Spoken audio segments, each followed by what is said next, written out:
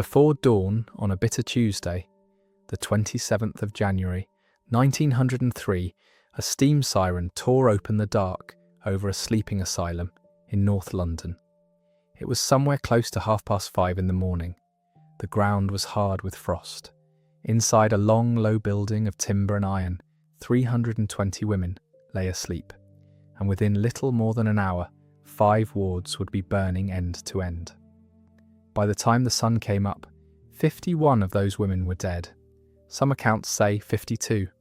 Either way, it was the worst peacetime fire London had seen by the number of its dead in 2.5 centuries, since the flames of 1666. And almost none of the women who died that morning have a name in the record. They were patients in the largest asylum in Europe, the most helpless people in the city. And when the fire came, they were behind locked doors and barred windows, in a building put there to keep them from wandering. There was no war, there was no earthquake, no lightning strike, no act of God, no hand of an enemy.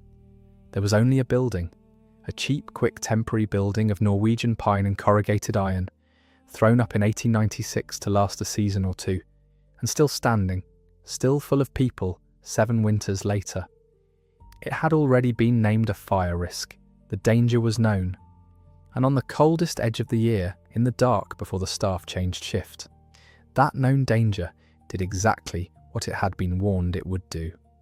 This is the story of a fire that almost no one remembers, though for more than 100 years it stood as the deadliest London had known.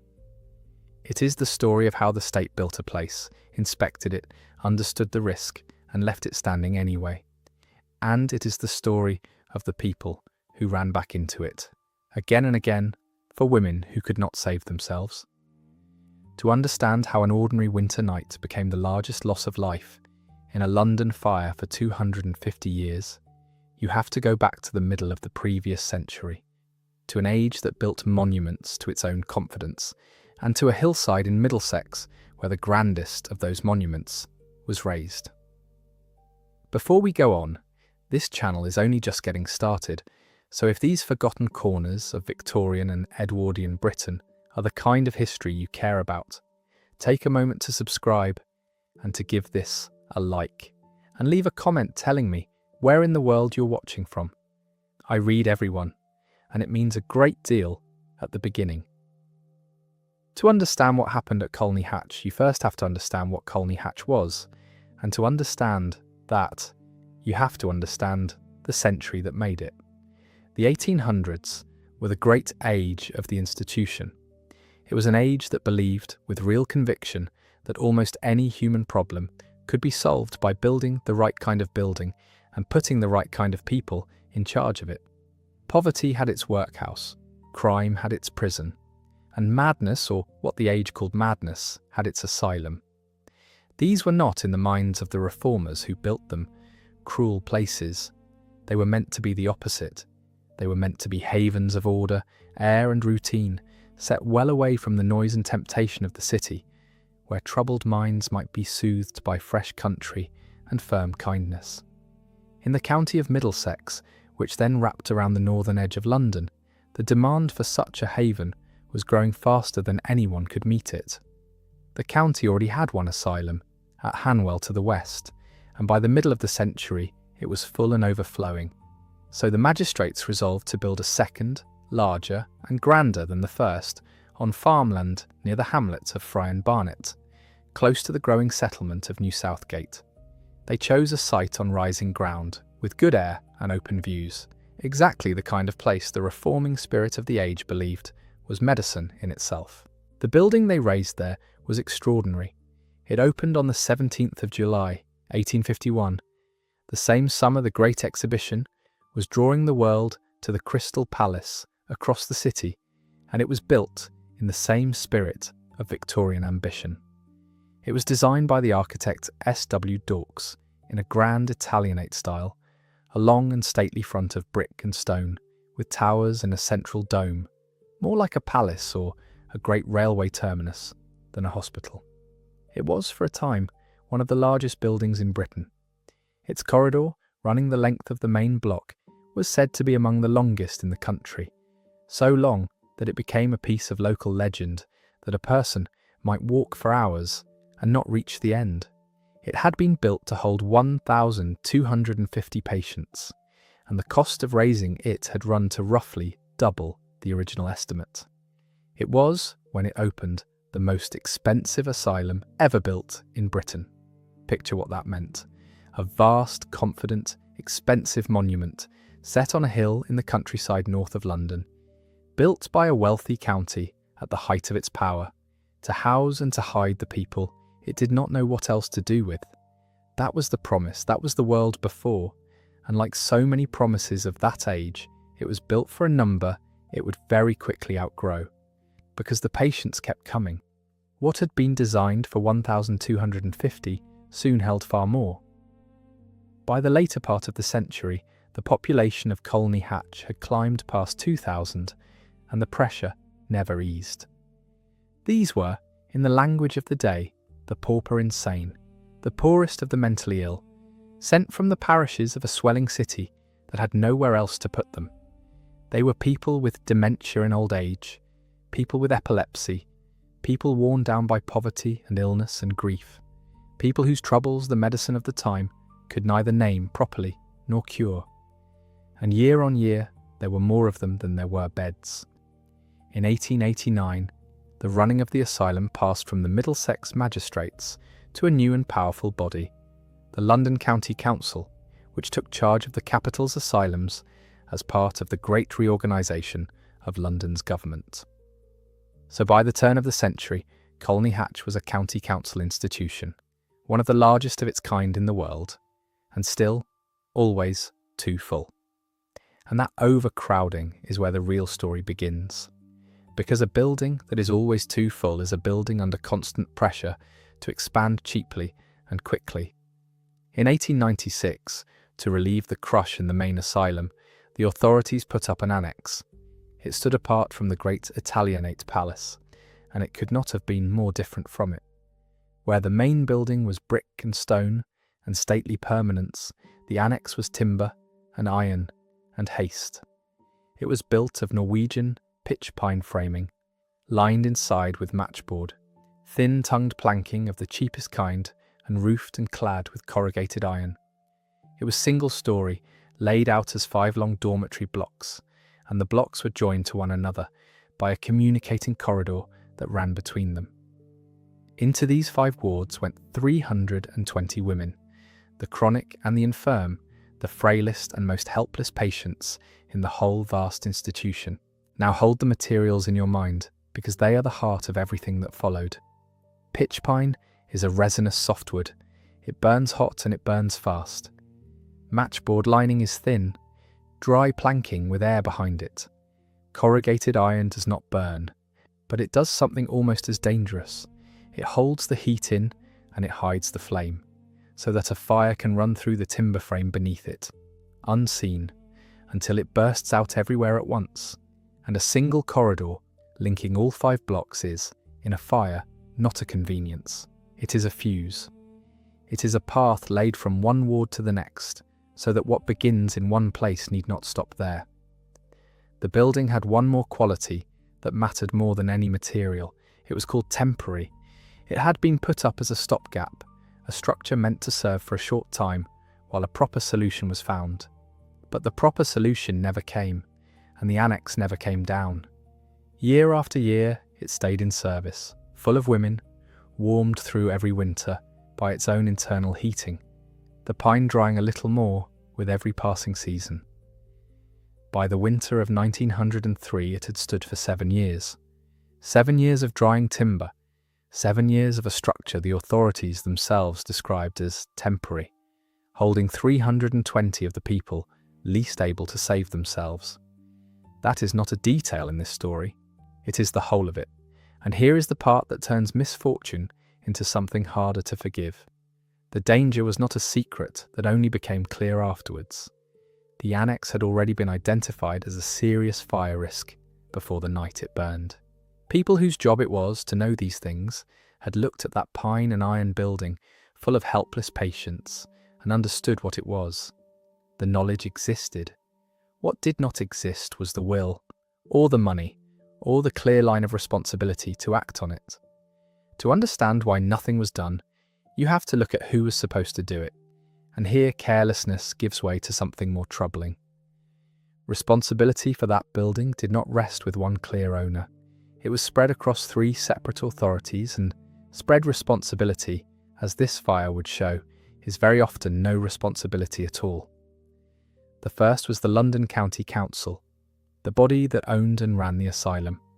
It was the council's building, the council's patients, the council's decision to keep a temporary annex in permanent use.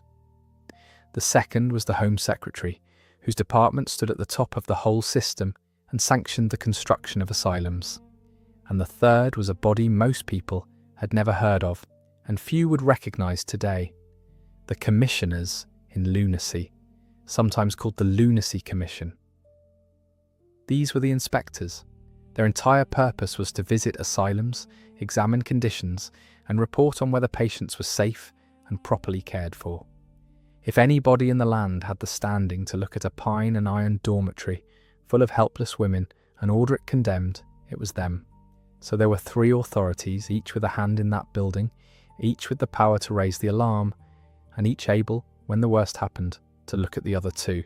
The council could say it built what the Home Office sanctioned and the commissioners approved.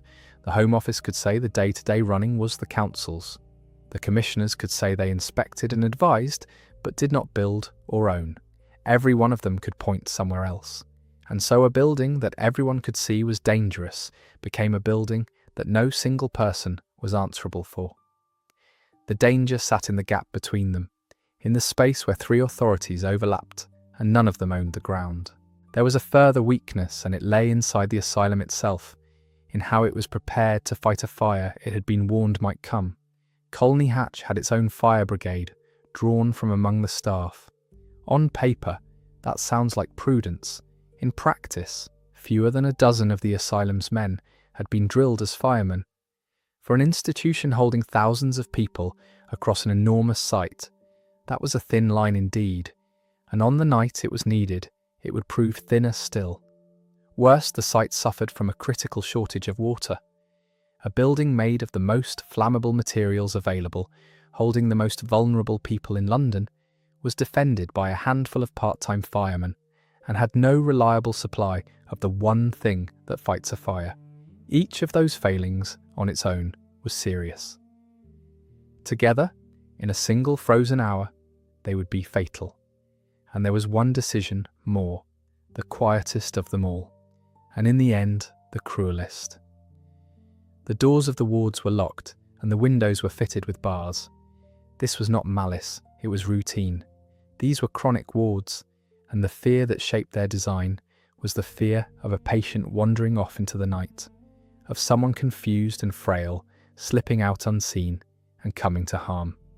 So the doors were kept locked and the windows kept barred, every night, as a matter of ordinary security. The whole logic of the building was to keep the people inside from getting out. On any other night, that logic did its quiet work, and no one thought about it. On the night of the fire, it turned 5 dormitories into 5 rooms that could not be left. Set it all beside itself and see the shape of it plainly. A building of pine and iron, called temporary, kept for 7 years, already flagged as a fire risk, owned and inspected by 3 authorities and secured by none, defended by fewer than a dozen part-time firemen with too little water, and locked every night from the outside. Not one of those was an accident. Each was a decision, or a decision left unmade by people who had the power to choose otherwise. The fire, when it came, did not create the tragedy. It only revealed a tragedy that had been quietly assembled, piece by piece, over 7 years. Now, let us go to the night itself. The 26th of January turned into the 27th in deep midwinter cold. It had been a hard, raw stretch of weather, and that particular morning came with a strong wind out of the dark. Inside the annex in the 5 long wards, 320 women were asleep. Think for a moment about who they were, because the record is cruel in how little it kept of them. They were the chronic and the infirm. Many were elderly. Many were physically frail, slow to rise, slow to move, some unable to walk unaided. Many could not readily understand danger, or could not act on it if they did. They were, in every sense the word can carry, helpless, and they had been gathered together, all 320 of them, in the most dangerous building on the site. Almost none of them left us their names. We do not know, for the most part, who they were before they came to Colney Hatch, what work they had done, whose mothers or sisters or daughters they were, what they had loved or feared or hoped. The system that housed them recorded them as numbers on a ward, and the fire took even that. There is a duty in remembering the dead, to name them, to give back what can be given back, and here that is the hardest fact to sit with. 51 women died that morning, and the record hands us almost not one name to say aloud. Their anonymity is not an accident of the telling. It is the final quiet injustice of the place that held them, and it is why so much of what can be honoured here must rest on the few whose names did survive, the ones who were awake and who ran towards the fire rather than away from it. The clearest of those is a night nurse named Ada Wolford. It is to her, and to a stoker whose name the record did not keep, that the first alarm belongs. Somewhere close to 5:30 that morning, the fire was discovered. Ada Wolford and the stoker raised the warning, and the great steam siren of the asylum was sounded, sending its cry out across the frozen grounds and into the dark of the surrounding country. That siren is the first fixed point in the disaster. Before it, an ordinary night. After it, an hour that would end with 51 women dead. Where the fire began has never been established with certainty, and it would be wrong to pretend otherwise. The inquest that followed could find no evidence of how it started. The suspicion, then and since, fell on the heating, on the furnace or stokehouse that warmed the wards through that bitter night, or on the roof space above. On a night of hard frost, with the building's own heating working against the cold, an overtaxed or faulty furnace is the most likely candidate, and that is as far as the honest account can go. The origin was ruled accidental. No one lit that fire, but the origin, in the end, is almost beside the point. A dropped ember or an overheated flue is a small thing. It becomes a catastrophe only because of what it lands in, and what this one landed in was 7-year-old pitch pine, dried through every winter, lined with matchboard, and strung together by a single corridor. So the small cause met the great flaw, and the great flaw did the rest. The fire took hold at the bottom of the annex, in the southern block known as Ward 5. Fire in seasoned pine does not build slowly. It runs. The timber that had been drying for 7 years caught and carried the flame, and the corrugated iron cladding held the heat down against the wood and hid what was happening within. And then the fire found the corridor, the communicating passage that linked the 5 blocks, built for the convenience of moving patients and staff between wards, became the road the fire travelled. It ran from the southern block along that corridor, and the next ward in its path, Ward 4, burst into flame. A strong wind that morning drove it on. Block to block, ward to ward, the fire moved down the length of the annex, and there was very little that anyone could do to get ahead of it. The morning's response had come almost at once, but it had come short-handed. The asylum's own brigade, those fewer than a dozen men drilled among the staff, were first to the flames, and they met the two things the site had never been given. There were too few of them, and there was not enough water. They had been asked to hold back a fire in 7-year-old pines with a handful of men, and a supply that could not meet it, and no brigade on earth could have done it.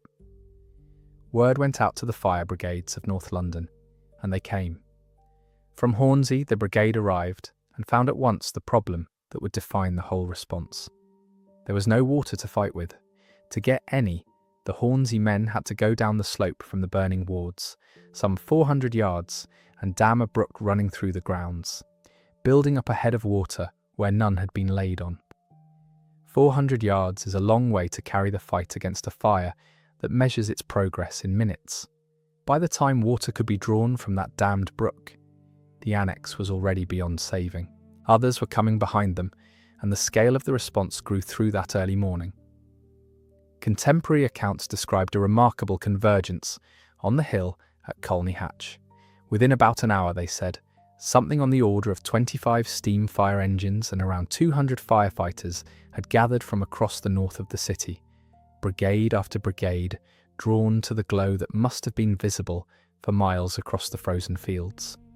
It was, by the reckoning of the newspapers, one of the largest turnouts of firefighting strength the district had ever seen. And it made almost no difference to the outcome.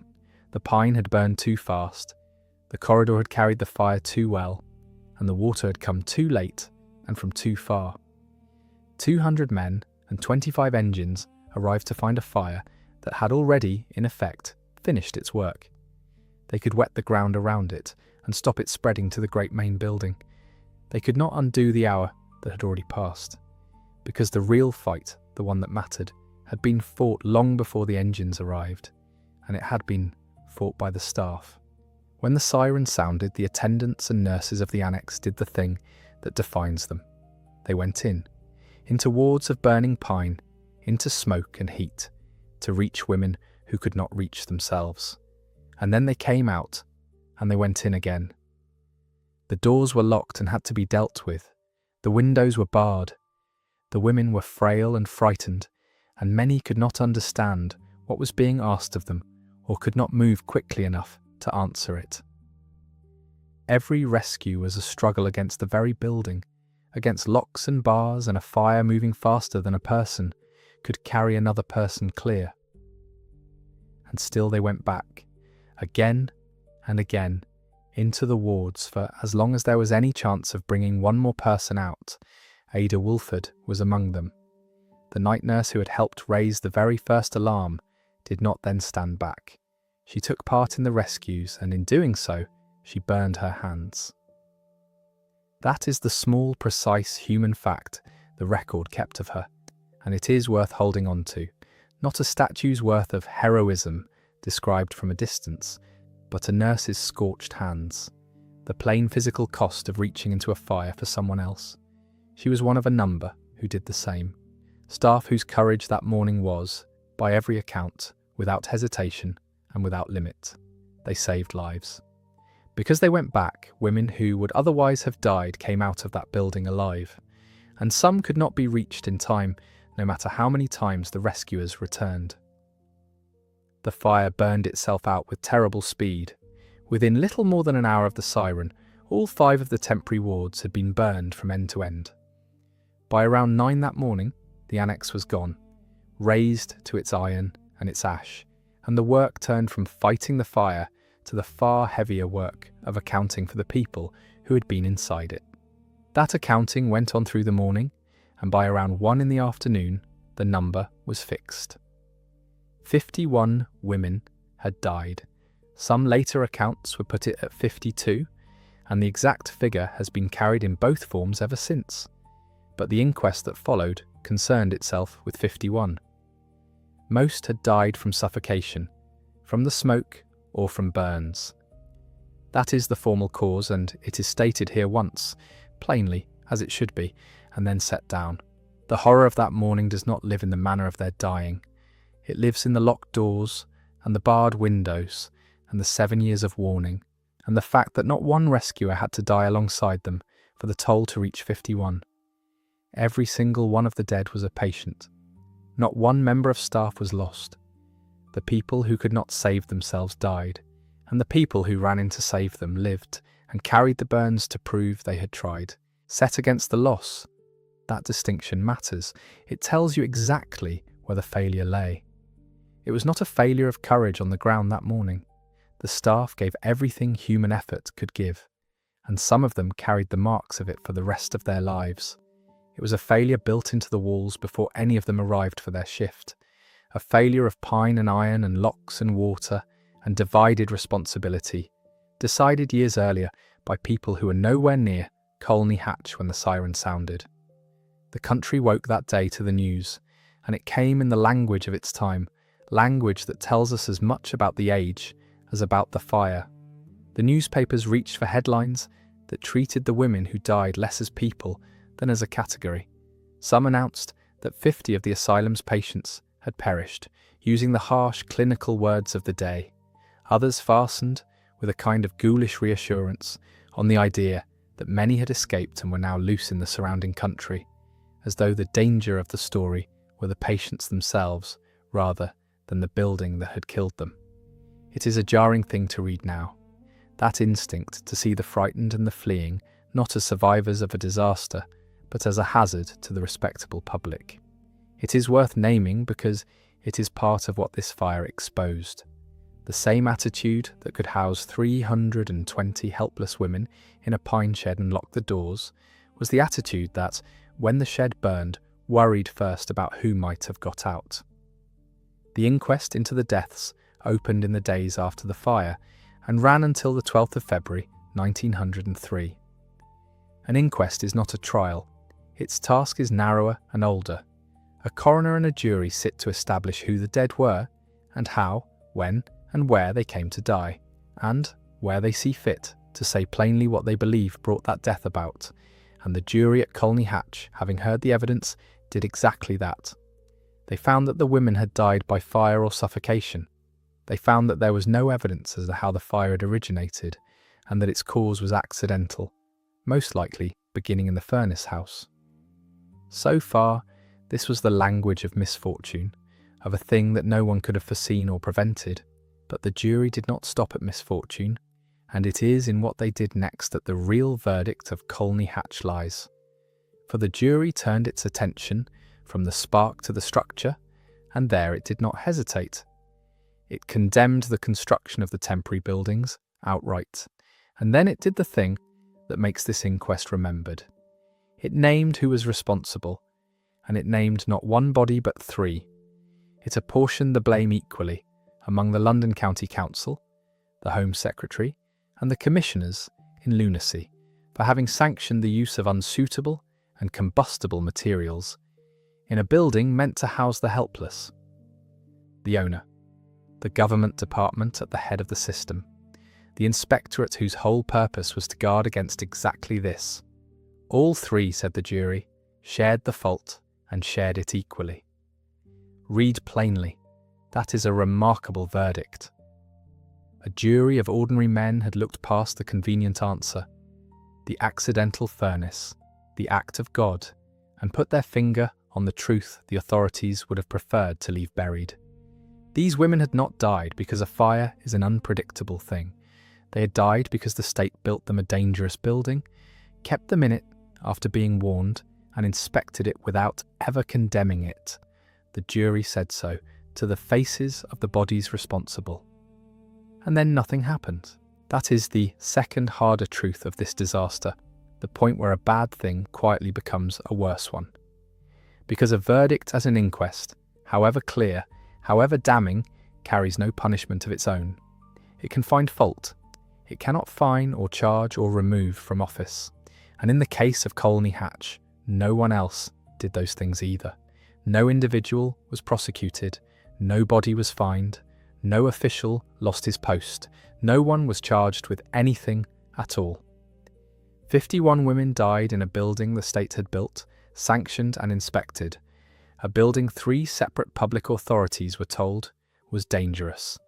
And when the fire had done its work and the jury had named the guilty, the law simply moved on.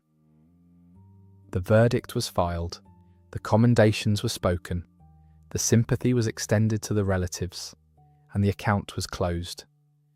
Look at why the blame led nowhere, because it is not an accident either. It is the very thing that let the disaster happen, wearing a different coat.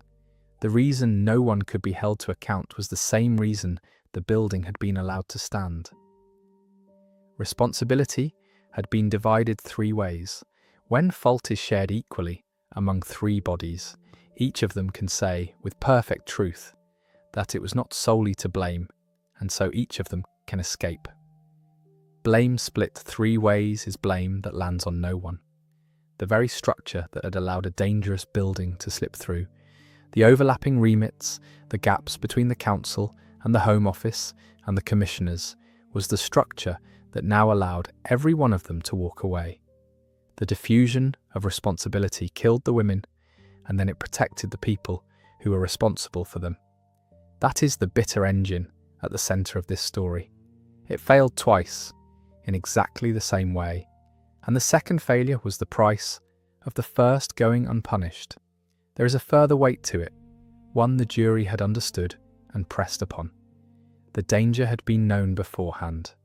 This was not a hazard revealed only by hindsight, the kind of thing that looks obvious once the smoke has cleared but could not fairly have been seen in advance.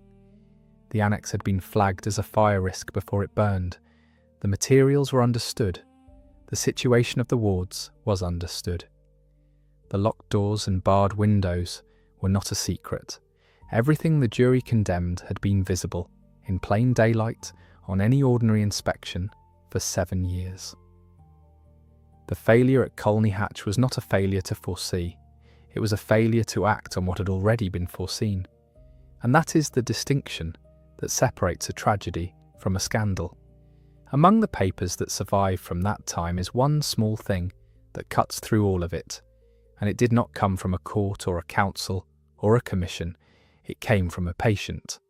In the aftermath of the fire, one of the asylum's own, remembered only by the initials JES, wrote a poem in honour of the staff who had gone into the flames. It praised them, in the plain and heartfelt phrasing of an ordinary person moved beyond ordinary words, as a truly noble band.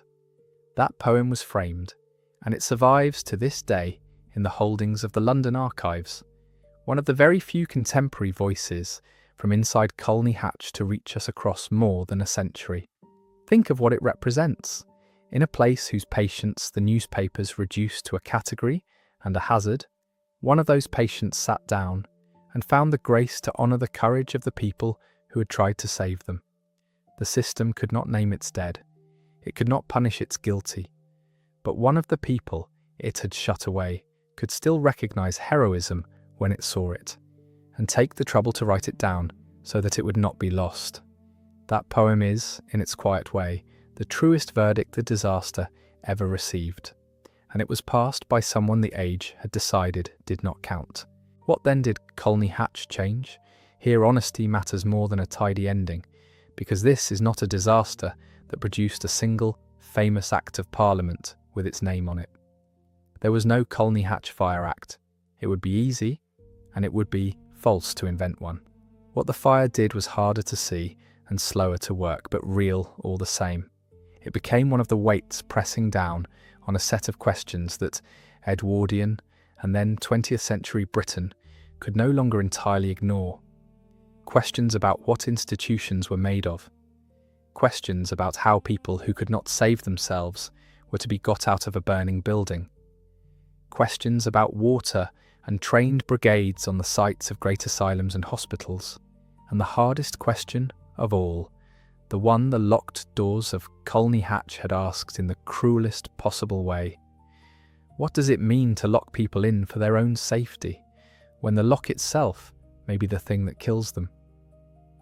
Over the decades that followed, the answers to those questions hardened into the ordinary expectations we now live inside without a thought. The idea that a building full of people who cannot easily get out must not be built of materials that burn like kindling. The idea that such a building must have real means of escape, ways out that work in the dark and the smoke, and not doors that open only from the far side.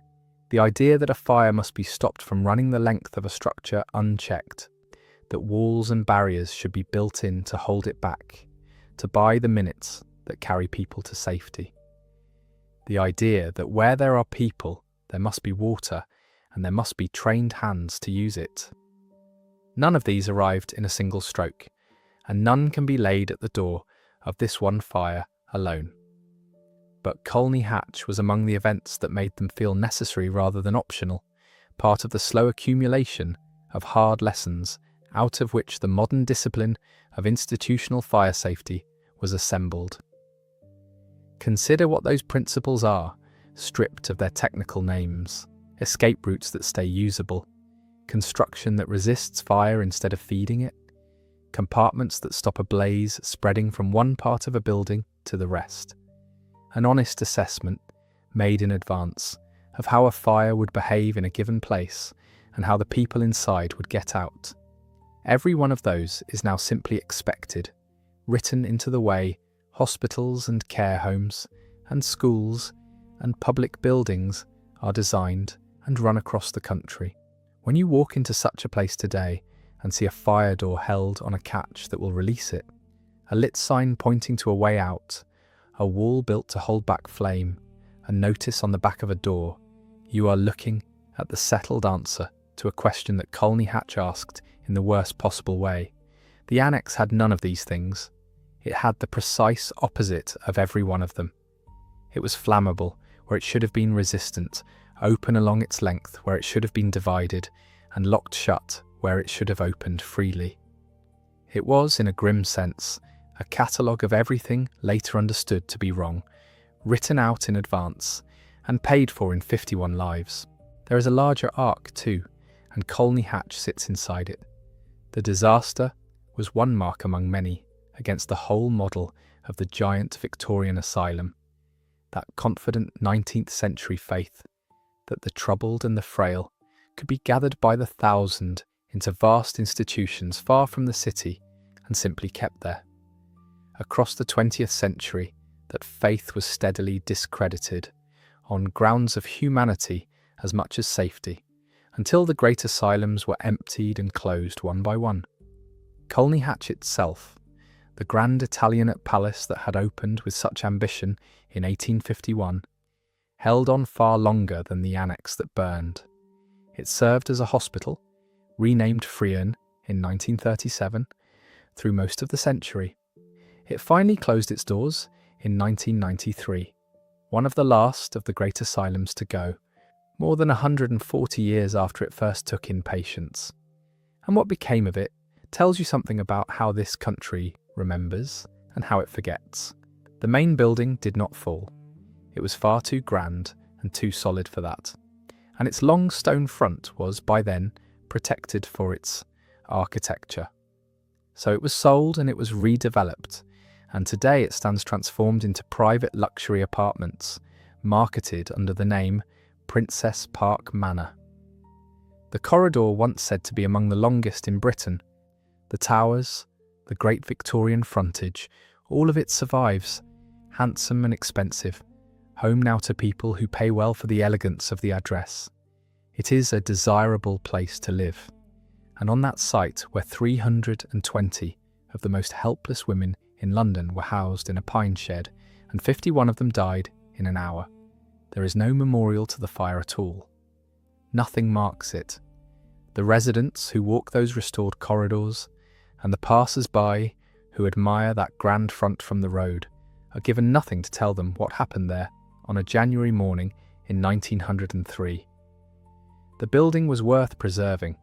The women, it seems, were not worth remembering, at least not here, not on the ground where they died. They are remembered, but you have to go elsewhere to find it. Not far from the old asylum, at New Southgate Cemetery, sometimes called the Great Northern London Cemetery, a memorial to the victims of the fire was raised, and it was photographed in that same year of 1903. That is where the women lie, and that is where the record of them, such as it is, comes to rest. A stone in a cemetery, away from the fine apartments and the admiring glances, is the one place in the world that says these women existed and that they died together on a single, terrible morning. To stand there is to be reminded of the strange arithmetic of memory in this story. The building that failed them is preserved and prized. The people it failed are marked only by a stone in a burial ground, and named most of them not even there. For there is one more measure of this fire, and it is the one that ought to have made it impossible to forget. In the sheer number of its dead, Colney Hatch was, for its time, without equal in the modern history of the city. No fire in London had killed so many in the 2.5 centuries since the Great Fire of 1666.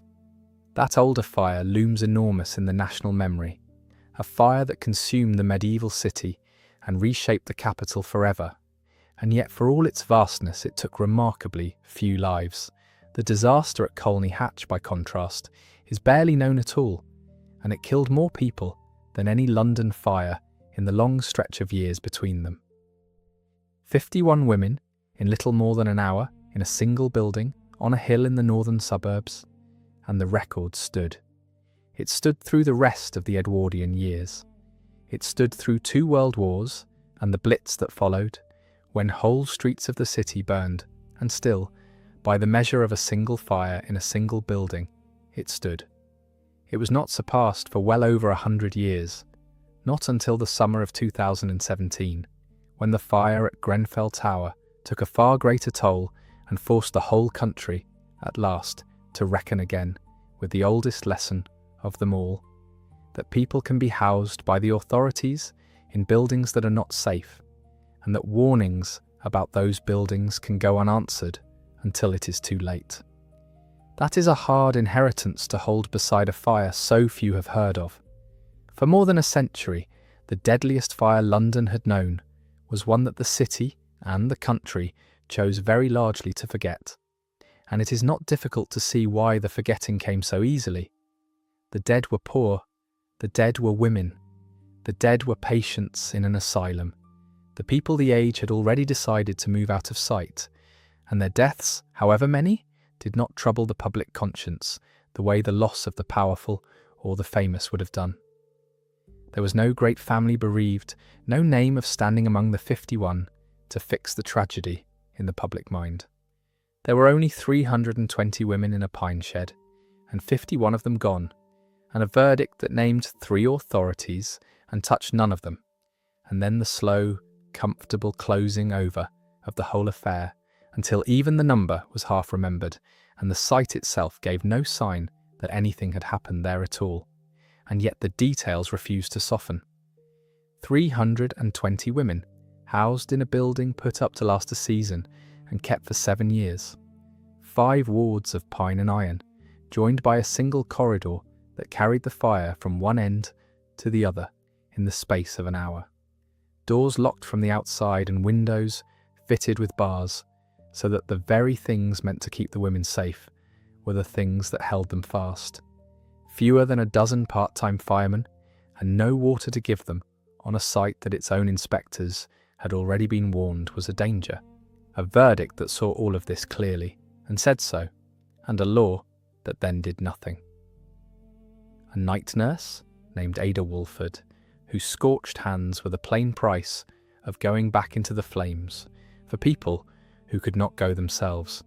A patient known only as JES, who found the words to call the rescuers a truly noble band when no court would call the guilty anything at all. And behind all of it, 51 women. Some sources say 52, most of them without so much as a name to carry out of that morning, remembered by a stone in a cemetery, and by almost nothing else.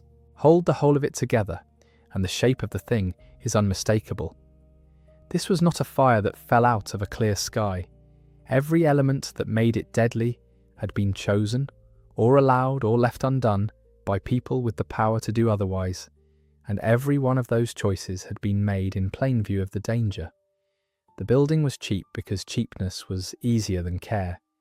It stayed up because taking it down was somebody else's task, and there were 3 somebodies, and so it was no one's. It was locked because the instinct of the age was always to contain rather than to protect.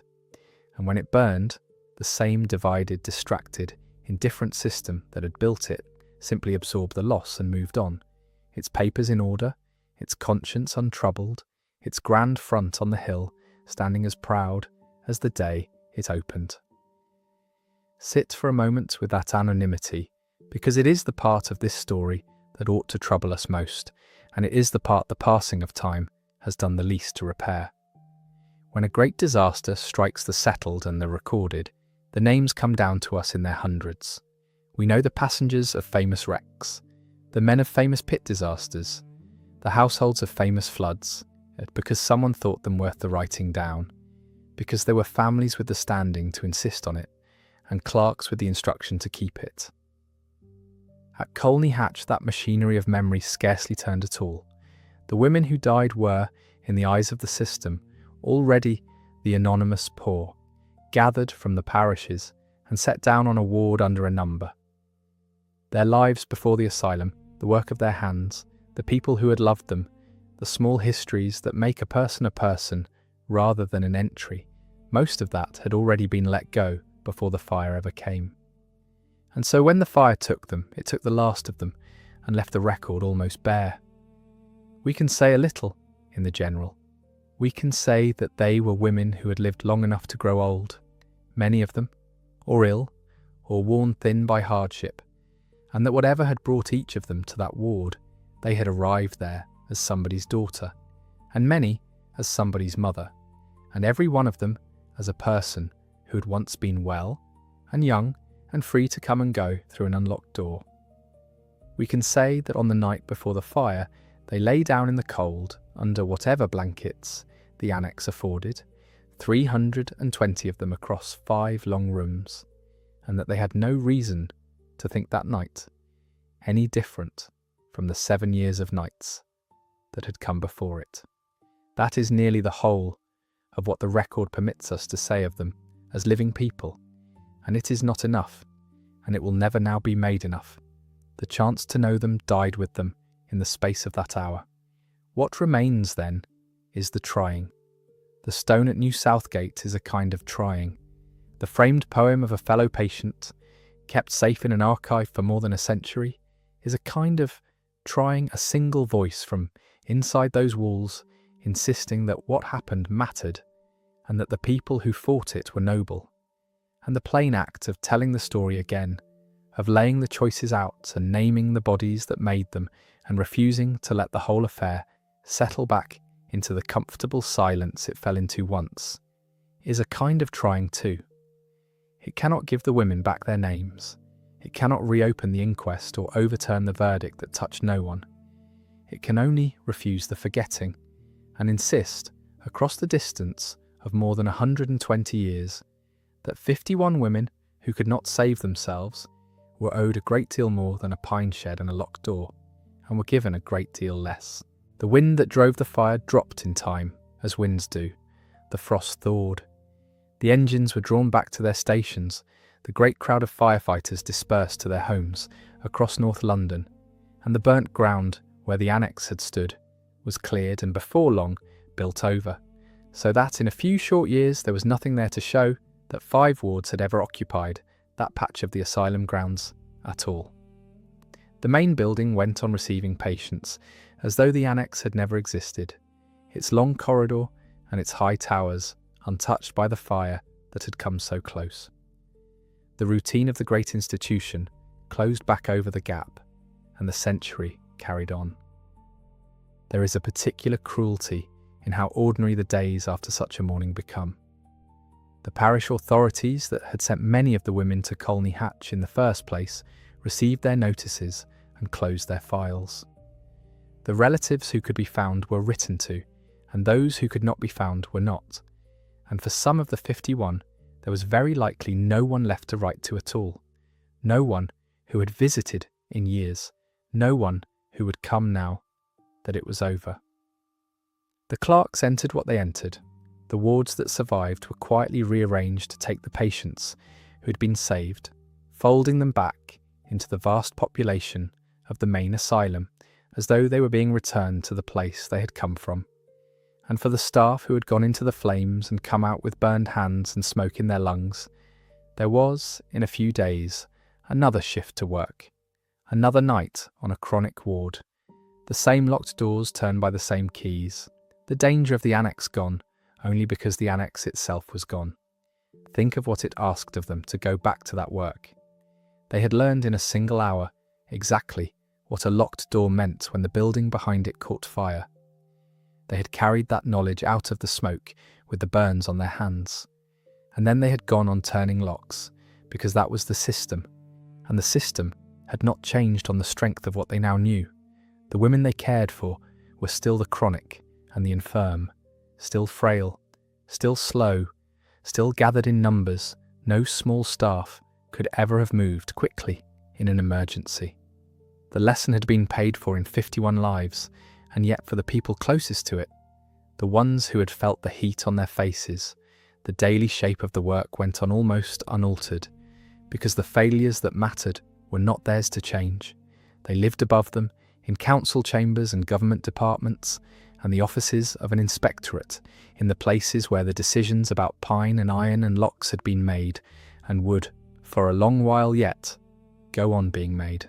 And the numbers themselves, once the morning was over, hardened into the strange cold shorthand by which such events are remembered and misremembered.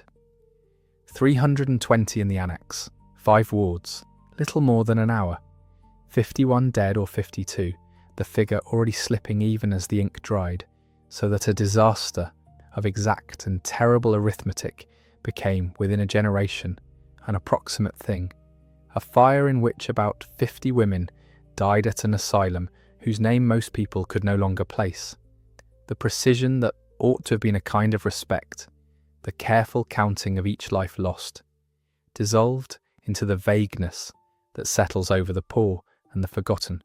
Even the certainty of the toll, the one hard fact that a death demands, was allowed to blur, so that today the honest teller must say 51, and then must add that some say 52, and cannot with confidence close the gap, because the record of exactly how many women died in that pine shed on that frozen morning was not kept with the care that 51 or 52 human lives deserved.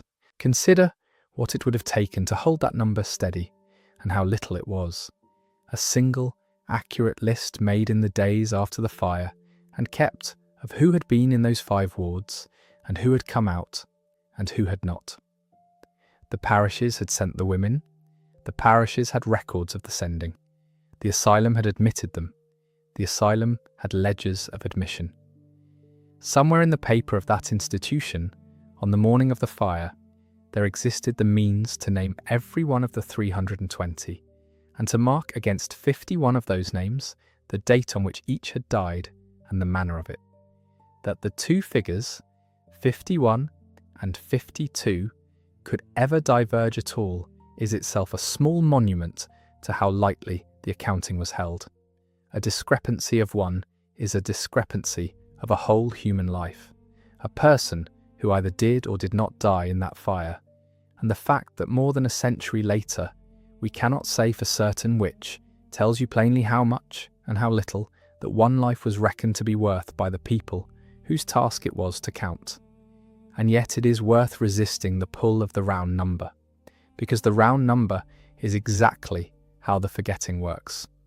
It is easy to say about 50 and let the mind slide past it.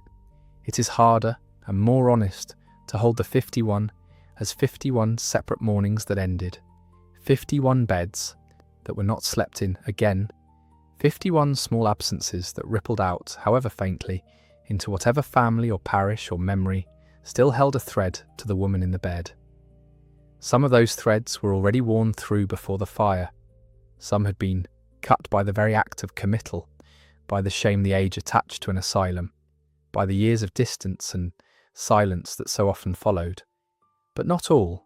Somewhere there were sons and daughters who heard the news and understood that their mother had been among the 51 and had died behind a locked door in a building the authorities had been warned about, and could do nothing with that knowledge except carry it. Those people are as unrecorded as the women themselves. Their grief left no more mark on the register than their mothers' lives had. This is the quiet after country of the disaster, the part that has no siren and no flames and no crowd of engines on the hill, and it is where the real weight of the thing finally settles.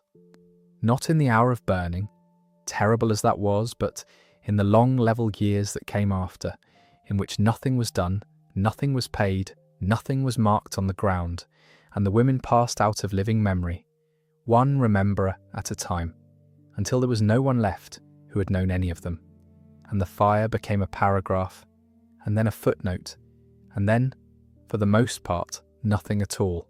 The building that killed them was given a new and gracious name, and a second life of comfort and worth.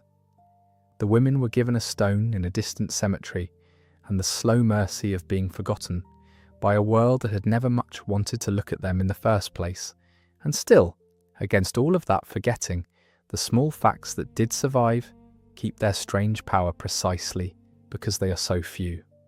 A nurse's burned hands, a poem written by a patient and kept behind glass, a stone raised in a burial ground and photographed once in the year of the fire, as if someone understood even then that the photograph might one day be the only proof that the memorial had ever been made. These are not much to set against 51 deaths. They are fragments, the scraps that happened not to be swept away, and there is no design in what survived and what did not. It was not the most important things that were kept. It was the things that fell by chance into the hands of people who valued them. An archivist, a photographer, whoever first thought to frame the poem rather than let it go the way of everything else. The record of a disaster is not a just record. It is an accident of what somebody troubled to save. That is why the fragments matter so much, and why it is worth turning them over slowly rather than hurrying past them to the verdict and the numbers. The poem in particular repays the attention. Think of the conditions under which it was written.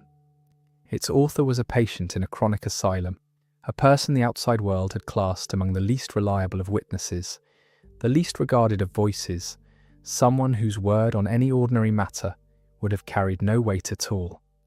And it was that person, from inside that place, who produced the one contemporary testimony to the courage of the staff that anyone bothered to keep.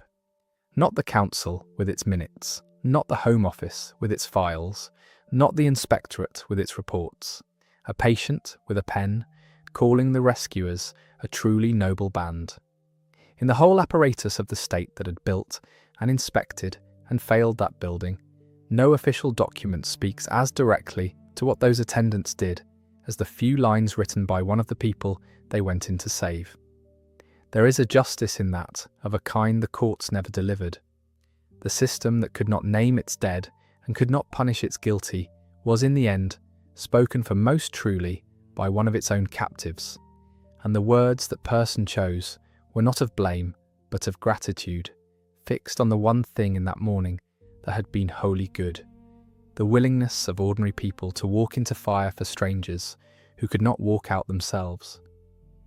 It is a small correction to a vast injustice, and it changes nothing about the outcome, and it is none the less the thing most worth carrying out of Colney Hatch, because it is the one moment in the whole affair where a human being reached past the categories the age had built and simply saw other human beings clearly, the brave and the helpless alike, and set down what was owed to them in the only currency available, which was to be remembered kindly and by name, or, where there was no name, by the plain fact of what had been done.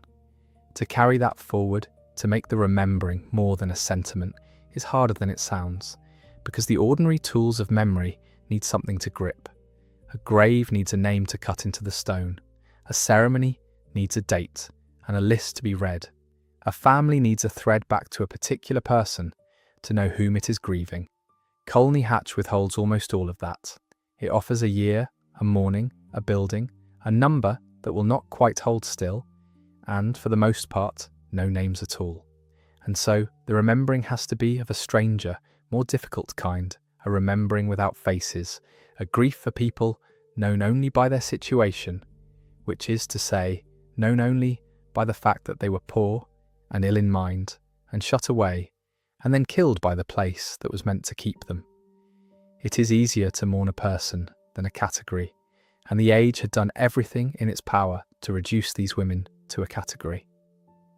To insist on mourning them anyway, in the absence of the names that would make it simple, is to refuse the last and quietest thing the system did to them. And the stone at New Southgate helps, because it is a fixed and physical place where that refusal can stand. It is not on the hill where they died, and there is a loss in that, a sense that even in death they were moved off the valuable ground and set down somewhere out of the way.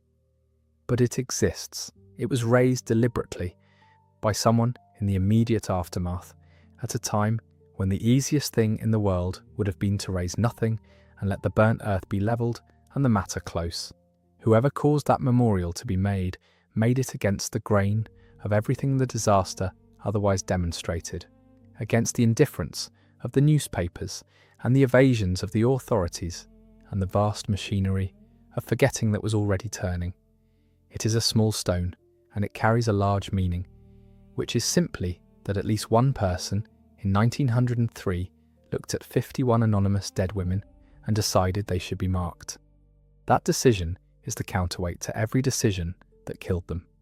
It did not save a single life, it came too late for that. But it drew a line, and the line said, "Here lie people who mattered," and the fact that the line was drawn at all is part of what makes it possible, more than 120 years later, to stand at a distance and say the same thing again. For in the end, the whole story turns on that single question of who is judged to matter and who is not. And it is asked at every stage of it. It is asked when a county decides that its poorest and most troubled citizens can be housed in a shed of pine and iron that its wealthier institutions would never have tolerated.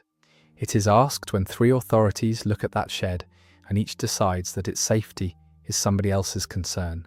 It is asked when a door is locked at night on a ward of people who cannot be trusted to matter enough to be given a way out. It is asked when a jury names the guilty and the law decides that these particular dead do not matter enough to require that anyone answer for them. And it is asked most quietly of all in the long afterward, when a nation that remembers its great fire and its blitz and its famous wrecks decides, without ever quite deciding, that 51 women in an asylum do not matter enough to be kept in the national memory at all. And each time the question was asked, the answer given by the people with power was the same, and it was the wrong one. It cost almost nothing to give the right one. It would have cost a little more money to build the annex of brick instead of pine, and a little more thought to lay on water and drill more of the staff, and a little more courage from any one of the 3 authorities to say plainly that a combustible dormitory full of helpless women must come down. None of these were beyond the reach of a wealthy county and a great capital city at the height of an empire. They were not withheld because they were impossible. They were withheld because the people they would have protected were judged not to be worth the cost. And that judgment was made so casually, so far in advance, and by so many hands at once, that when the bill finally came due on a frozen morning in January, not one of the people who had run up the debt was anywhere near the place to see it paid.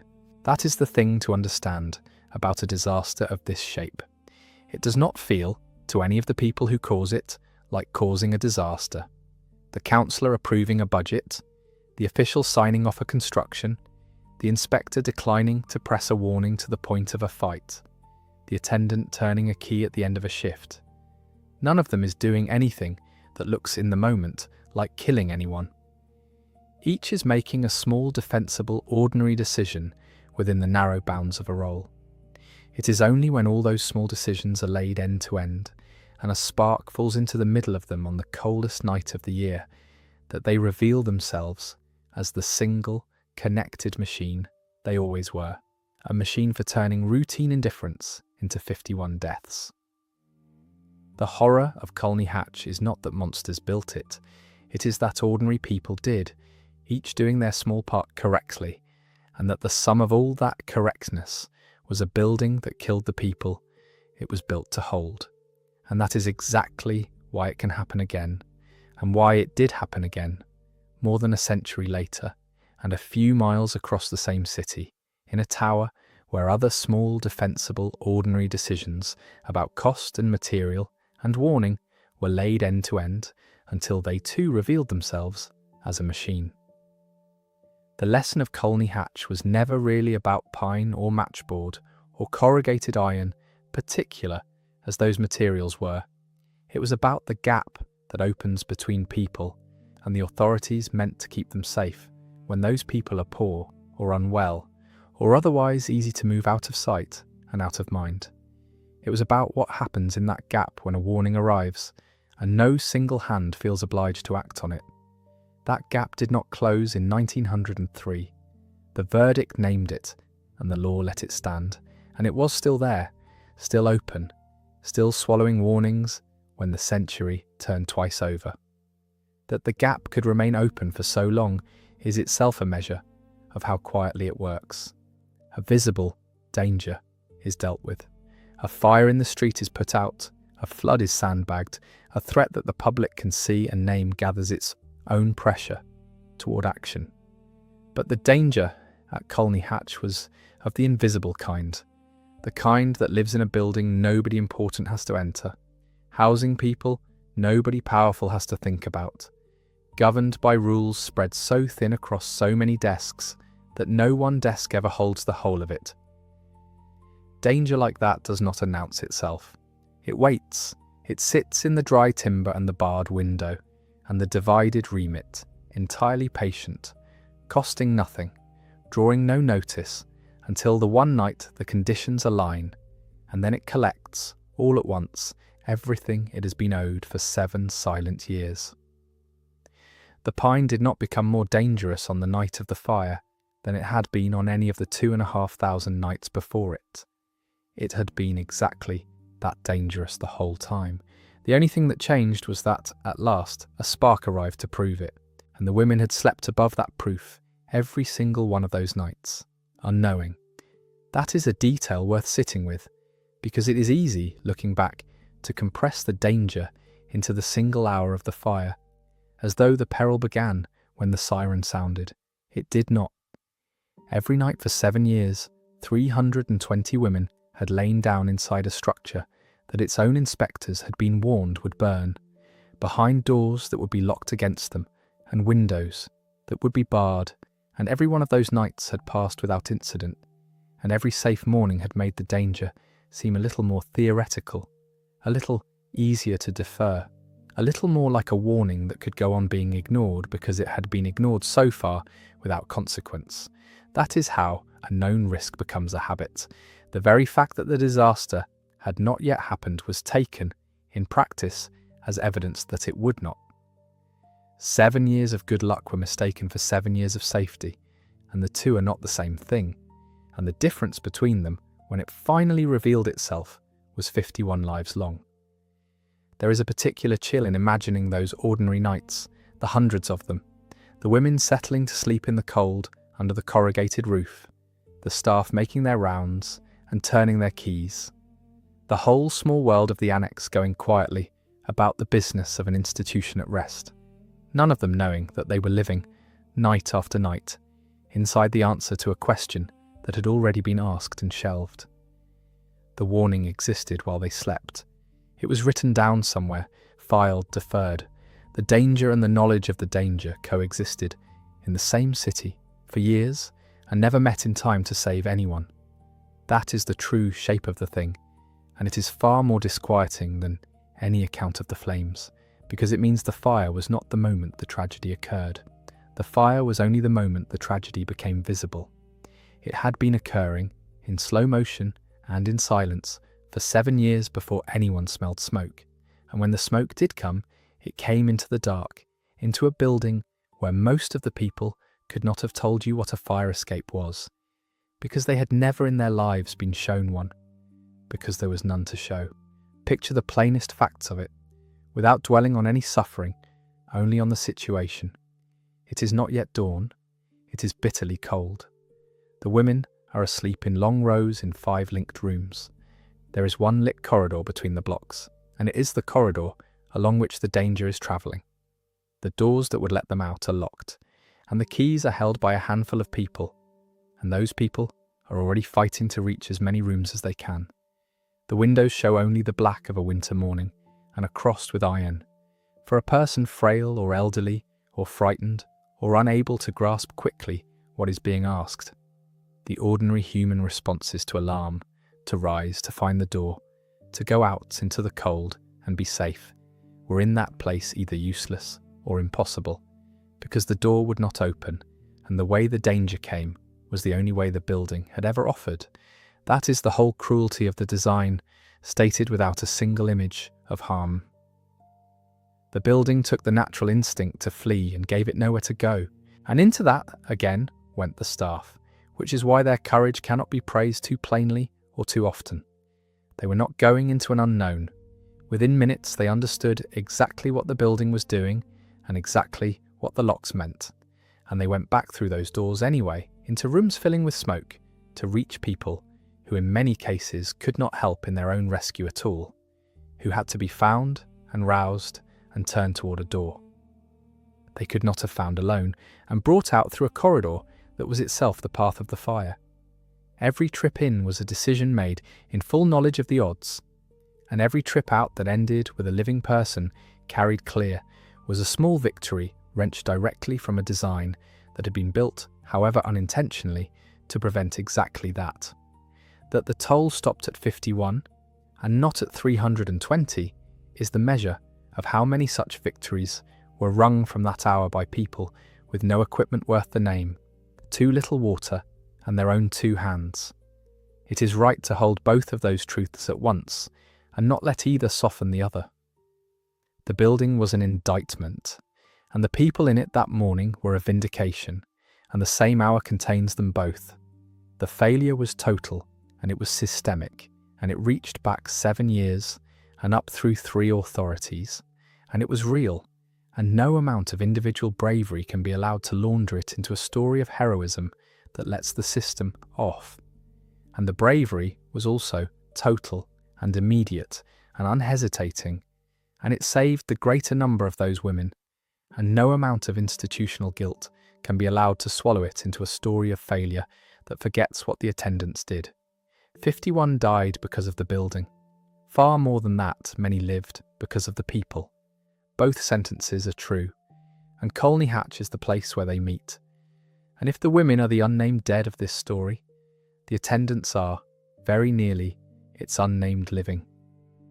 We have Ada Wolford, because a single record kept her name, and the one fact of her burned hands, and through her we can see the others, but the others are almost as faceless as the patients they carried out. There was a whole night staff on that annex, nurses and attendants, who between them made the difference between 51 dead and a far worse number, and the records scarcely troubled to keep them either. They were working people, employed to do an unglamorous and poorly regarded job in an institution the respectable world preferred not to think about, and their heroism, real and formally praised though it was, did not lift them out of the same obscurity that swallowed everyone else connected to that place. The age was as careless of the servants of the poor as it was of the poor themselves. It remembered the councillors and the commissioners whose names sat on the documents. It let the people who actually went into the fire fade, all but one of them, into the same silence as the people they went in to save. There is a grim symmetry in that. The system recorded the responsible and forgot the brave, kept the names of the men who signed the papers, and lost the names of the women and men who paid for those papers, in scorched hands and smoke-filled lungs, and for 51 of them in their lives. If you wanted to design a memory that exactly inverted justice, you could hardly do better. The guilty are documented and the good are anonymous. The building stands and the people are gone. The number that ought to be exact is disputed, and the verdict that ought to have led somewhere led nowhere. And the one clear, warm, human voice to survive from inside the whole disaster belongs not to any official, but to a patient with a pen, writing the word noble about people whose names even that patient may not have fully known. Everything about how Colney Hatch is remembered is upside down, and it is upside down in precisely the way the disaster itself was, which is to say, it reflects, faithfully, a world that had its priorities reversed and never noticed, because the people who would have been harmed by the reversal were exactly the people it had already decided did not need to be listened to. So the work of turning it right way up falls, as it always does with the forgotten, to whoever comes after and is willing to do it. It is slow work and it is incomplete, and it cannot restore what was lost. The names will not come back. The verdict will not be reopened.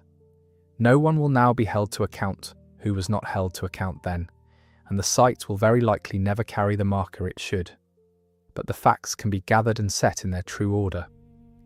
The building can be named as the cause it was. The 3 authorities can be named as the failures they were. The attendants can be named, where a name survives, and honoured where it does not, for what they plainly did. And the women, whose names are gone beyond recovery, can at least be counted honestly, and spoken of as people, rather than as a category, and granted the one thing the whole apparatus of their age denied them, which is to be taken seriously as fully human, fully grievable lives, every one of the 51.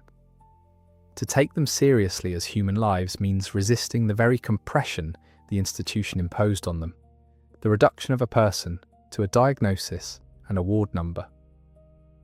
Each of the 51 had a childhood somewhere, in a lane or a court or a village street, before the word asylum ever entered her life.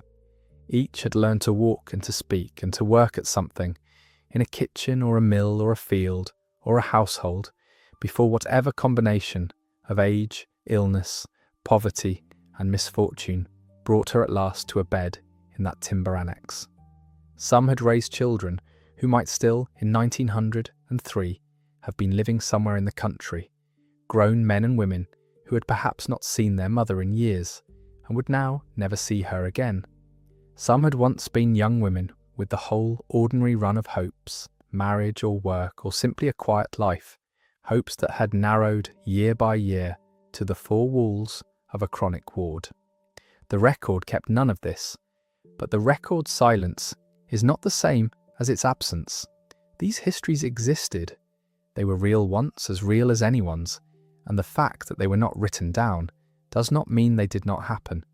It means only that the people to whom they happened were poor and female and mad in the eyes of their time, and therefore judged not worth the ink. That is the injustice underneath the injustice, older and deeper than the fire, and the fire only completed it. To have lived a whole life and left almost no trace of it, to be summed up finally as one of about 50 who died at an asylum, is a kind of erasure that begins long before any flame, and is not the work of any single villain, but of an entire settled way of seeing certain people, or rather of not seeing them. The annex was one expression of that not seeing. A building you would only put people in if you'd already stopped picturing them as fully real. The locked door was another. The vague, disputed toll was another. The unmarked site is the last and most lasting. At every point, from the raising of the annex to the redevelopment of the main block into flats, the women were treated as though the details of their individual existence did not finally matter, and the accumulated weight of all those moments of not mattering is, in the end, heavier even than the hour of the fire, because it did not last an hour. It lasted their whole lives, and it has lasted, so far, more than a century beyond their deaths, which is why the small act of counting them properly, and of saying plainly what was done to them and by whom, is not a formality and is not sentiment. It is the reversal of the exact process that killed them. The process said, "These lives are not worth the cost of brick." The counting says, "These lives were worth everything," and the cost of brick was nothing beside them. And the people who decided otherwise were wrong, provably and fatally wrong. And here is the proof, laid out in the plain order of what happened. There is no undoing in it. There is only the setting straight of a record that was allowed to lie crooked for 100 years, and the insistence, quiet and stubborn, that the crookedness was never acceptable, not in 1903 and not now, and that the 51 were owed the truth, even if the truth is nearly all that can still be given to them. And the truth, once set straight, does not stay comfortably in the past because the situation it describes has never entirely gone away. There are still in this country and every country people who cannot get themselves out of a building unaided, and who depend, exactly as those women depended, on decisions made far above them by people they will never meet. The very old in their care homes, the very ill in their hospital beds, the disabled, the sedated, the confused, anyone for whom the simple chain of smell, the smoke, rise, find the door, walk out into the air, is broken at one link or another. Every one of them is, in the plainest sense, in the position the women of Colney Hatch were in, dependent for their lives on whether the people who built and ran and inspected their building took that dependence seriously or treated it, as the three authorities did, as somebody else's file. The particular building of pine and iron is gone. The particular relationship it embodied between the helpless and the powerful is permanent, and it is renewed every time a vulnerable person is placed in the care of an institution. That is what makes the story worth the telling long after the last person who could have known any of the 51 is dead. It is not an antique. It is a case study in something that does not date, a demonstration, worked out in full and paid for in lives, of exactly how the safety of dependent people fails, and it fails the same way now that it failed then. It fails not usually through malice, but through diffusion, through cost, through the treating of a warning as a thing that can wait, through the quiet assumption that because nothing has gone wrong yet, nothing will. Anyone with a responsibility for people who cannot protect themselves, and that is a great many people in a great many ordinary jobs, is standing, whether they know it or not, in the same place the medical superintendent and the council and the commissioners once stood, holding in their hands the same kind of decision between the small immediate cost of doing the thing properly and the large deferred cost borne by someone else of not. Colney Hatch is what the large deferred cost looks like when it finally comes due. It is 51 women and an hour and a stone in a cemetery, and a number that will not settle. It is a night nurse's burned hands and a patient's framed poem and a grand front on a hill with nothing written on it.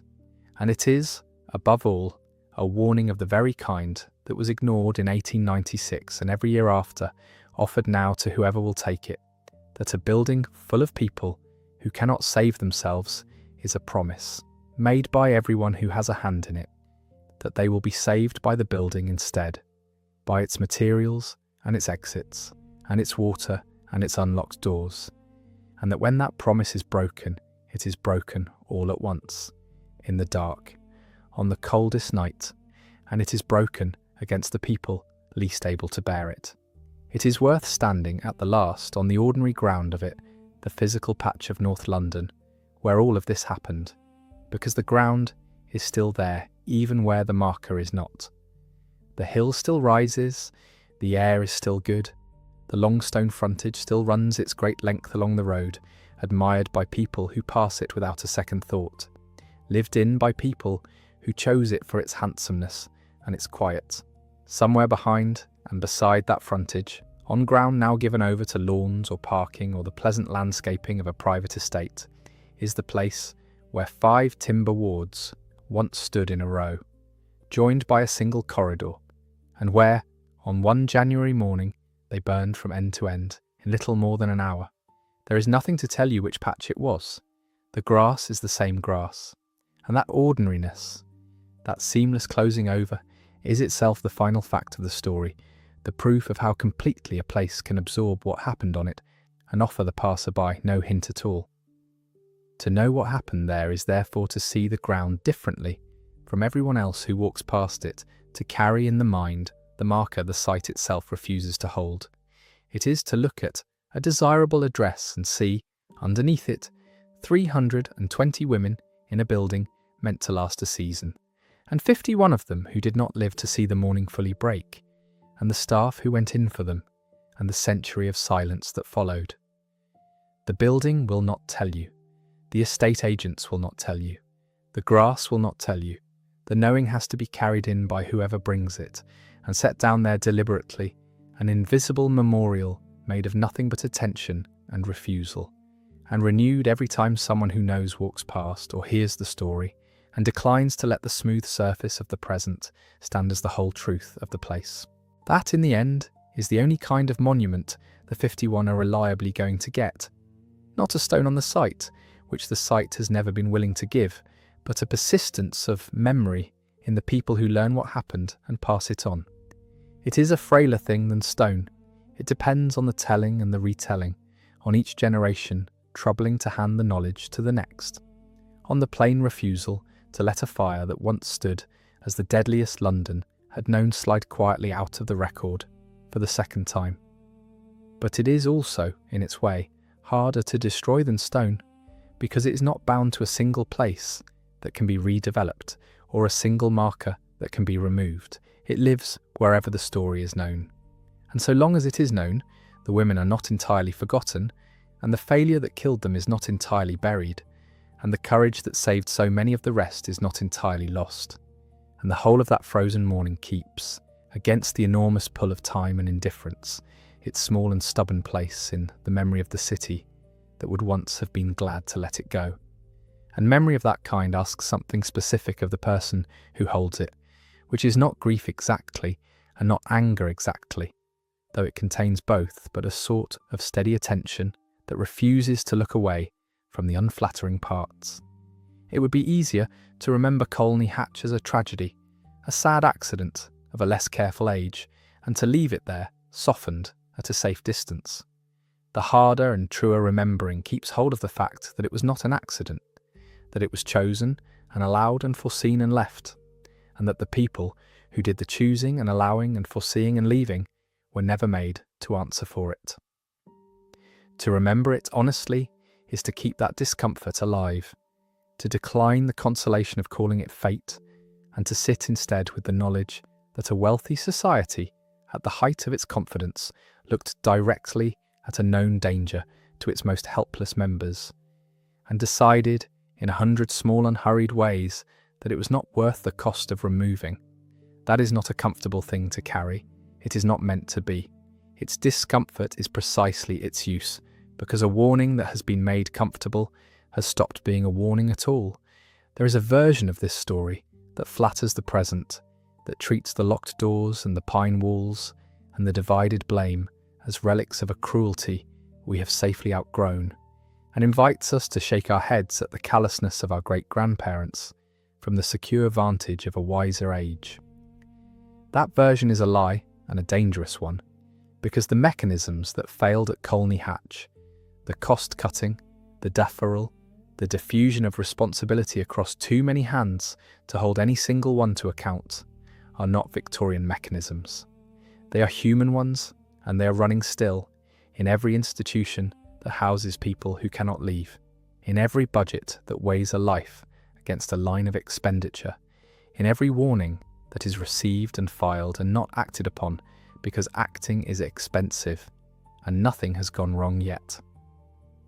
The women of Colney Hatch are not a message from a vanished world.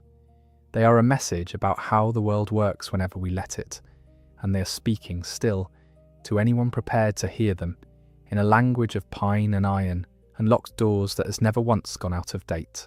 So the attention they ask for is not backward-looking. It is a debt owed forward into the safety of people not yet born, who will one day depend, as those women depended, on strangers taking their helplessness seriously.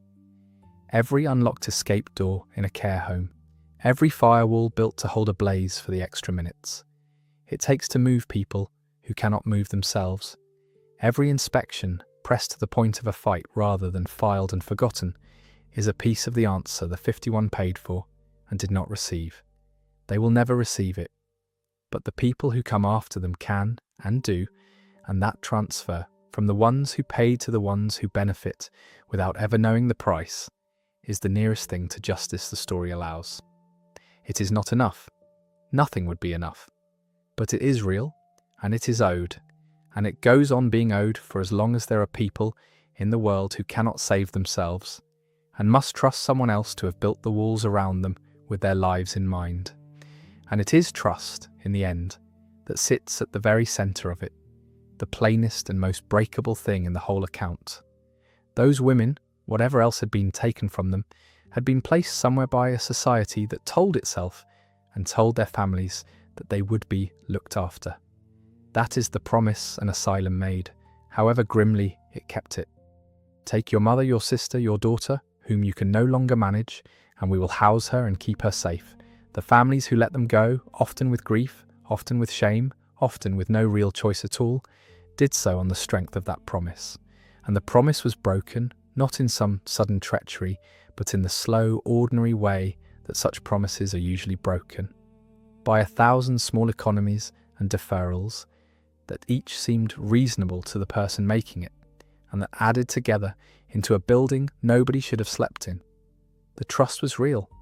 The women had no choice but to give it, and it was spent quietly over 7 years by people who never had to look into the faces of those they were spending it on. To betray a person who is watching you is one thing, and hard enough. To betray a person who cannot watch you, who will never know your name or your decision, who sleeps in the dark, unaware that the safety she has been promised was traded away in a meeting she will never hear of, is a colder thing altogether, and it is the particular coldness at the heart of Colney Hatch. The councillors and commissioners did not have to see the women. That was the whole point of an institution set well away from the city, out of sight on its hill. It let the people who decided the women's fate do so at a distance from which the women were not quite real, were a population, a capacity, a line in a budget, a problem of accommodation to be solved as cheaply as the appearance of decency allowed. And distance of that kind is not a mere fact of geography. It is a moral anaesthetic. It is the thing that lets ordinary, unwicked people make decisions that kill, because the killing is abstract to them, deferred and diffused, and happening to strangers they have arranged never to meet. The fire collapsed that distance for exactly 1 hour. For 1 hour, in the dark of a January morning, the abstraction became 320 specific women in 5 specific rooms, and the deferred cost became immediate and physical and impossible to look away from. And the people on the ground, the attendants, the nurses, the local brigades, met it in the only terms it could really be met. Face to face, hand to hand, one carried body at a time. And then the hour ended, and the distance closed back over, and the matter returned to the realm of documents and verdicts and files, where it could once again be handled abstractly, apportioned 3 ways, and set down. The gap between the hour on the ground and the years in the offices is the whole moral geography of the disaster. Everything human happened in the hour. Everything culpable happened in the years, and the 2 barely touched then or afterward, which is why the courage went unrewarded and the guilt went unpunished, and the women went, most of them, unnamed. And so the honest final reckoning of Colney Hatch is not a tidy one, because the disaster refused, at every turn, to resolve into the shapes that make such stories bearable. It gave no single villain to blame, only 3 bodies who blamed each other. It gave no punishment, only a verdict that changed nothing. It gave no clean reform bearing its name, only a slow diffuse pressure that helped over decades to make certain cruelties unthinkable that had once been routine.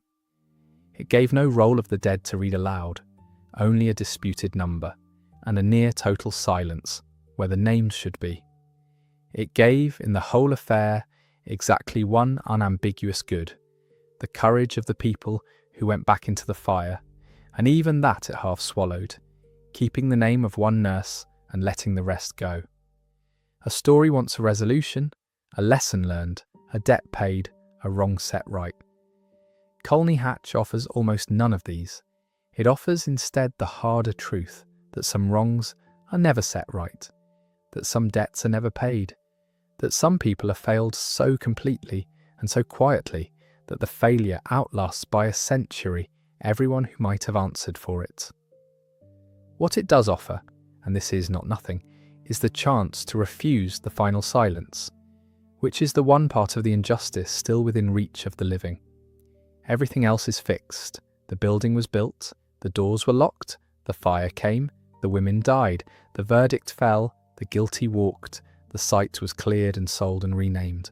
None of it can be altered by any amount of attention now, but the silence, the forgetting, the smooth closing over that would let the whole thing vanish as though it had never happened, that is not yet complete, and it does not have to be completed.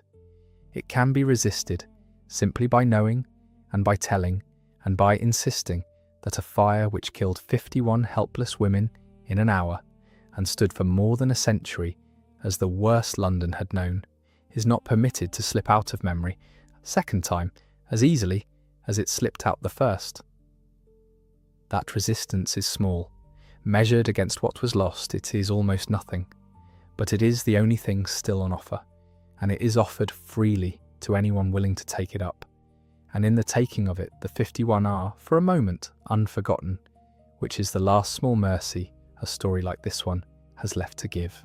There is a stillness that settles over the whole account once it is fully told, the stillness of a thing that has run its course and cannot be changed and can only be held. It is the stillness of the cemetery at New Southgate, where the stone stands among other stones and the wind moves over the grass. It is the stillness of the archive, where the framed poem waits in the dark of a box, its plain words of gratitude intact after more than 100 years. It is the stillness of the grand front on its hill, handsome and occupied and silent about what it once contained. And underneath all of those stillnesses is the one that matters most, the stillness of 51 women about whom almost everything is now unknowable, who lived and were failed and died together on a single frozen morning, and who ask of us only the thing the whole weight of their age conspired to deny them, which is to be remembered as having been real. To be remembered as having been real is a modest thing to ask, and it is the hardest thing this story can deliver, because reality, for a person, is made of the very details the record did not keep. It is made of a voice, a way of laughing, a habit of hands, a face that someone once loved to see come through a door. None of that survives for the 51. And so, the reality we can grant them is of a plainer, more deliberate kind, assembled not from memory, but from the refusal to let their absence become an emptiness. We cannot picture them as they were. We can, however, hold with certainty the shape of the space they occupied, the fact of them, the undeniable truth that on the night of the 26th of January, there were 320 living women in that annex, and by the afternoon of the 27th, there were 51 fewer, and that each of those 51 had been, right up until that hour, a person as fully alive as anyone reading their story now. That much is not lost, that much cannot be taken. The details are gone, but the fact is adamant, and the fact is enough to build a remembering on. And perhaps that is the truest measure of what such a telling can and cannot do. It cannot resurrect. It cannot name the unnamed or reopen the closed or punish the long dead. It works only on the living, on the one hearing it now, in whom the 51 can briefly become real again, not as individuals, which is beyond reach, but as a weight, a seriousness, a claim on the attention that their own age refused to grant them. For the length of the telling, they are not a statistic or a footnote or a half-remembered number attached to a place most people cannot find.